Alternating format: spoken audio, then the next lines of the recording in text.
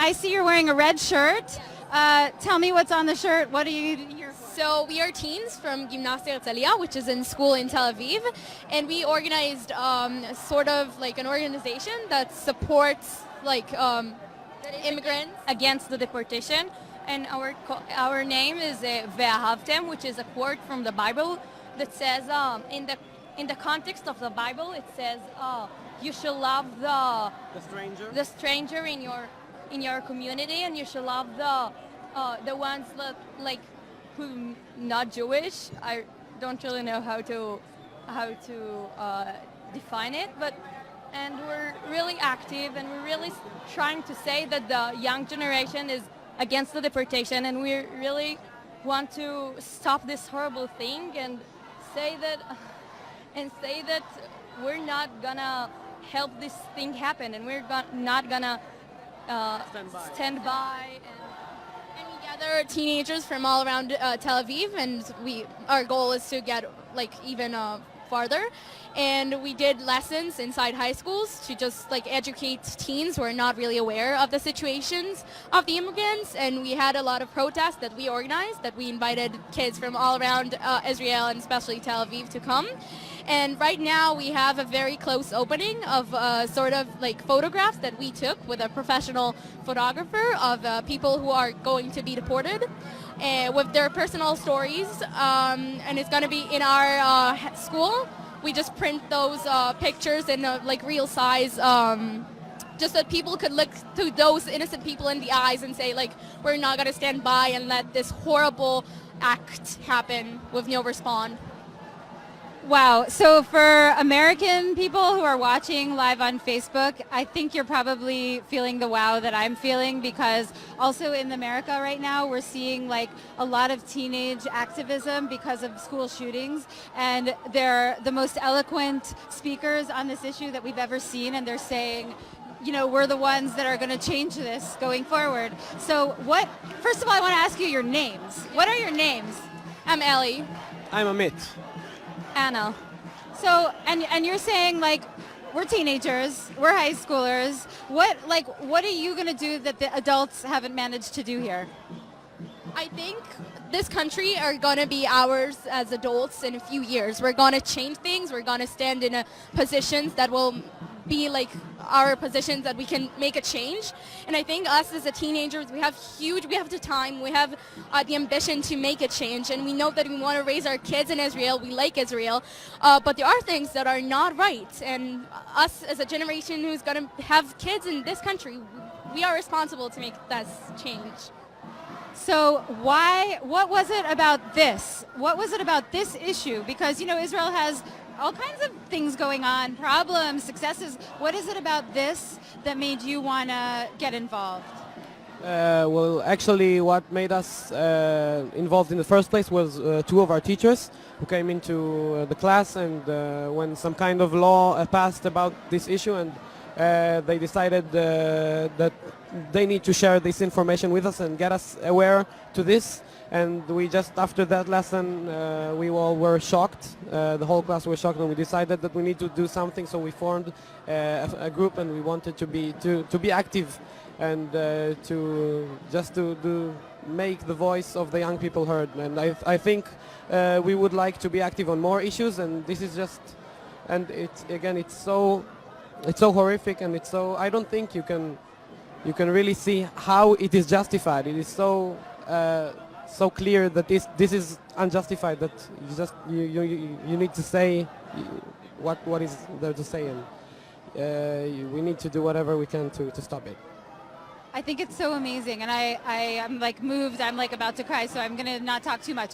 My other question is, are other kids joining? Like, are you having? Yeah. Of course, I think the whole point is not just to stay like 16 teenagers in one room that talking about how to make the change, and like practically do it. And we spread the rumor of our organization like all over Tel Aviv, and now even beyond Tel Aviv. And because of the social medias, it was really not easy, but it was really, actually it became possible to you know, like talk with kids that live all around the country, and to manage to like control this protest in like not to, like, you see what I'm saying, like to spread it. And Yeah, and we also have like internet form that 6,500 people so far signed. Of course, not all of them are high schoolers and teenagers, but most of them. And also, we as teenagers have some abilities. Like our friends are graphic designers who design our posters. We have some people who are great at social media, so they manage our Instagram and Facebook pages. So we also not only using the voice of teenagers as help, but also as actually people who can do things that people in payments, jobs can.